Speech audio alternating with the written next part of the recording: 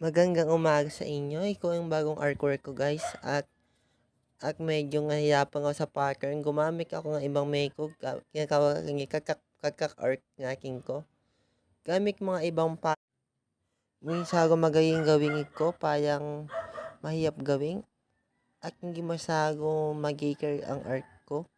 At sa paggawa nga sing ay hindi bala-bala ang paggawa at parang iyang OS ang ako nga gumuguhit giko gamit ang gikrepen ko. Pinaprocess ko yung art ko parang iko nga iyang kaong.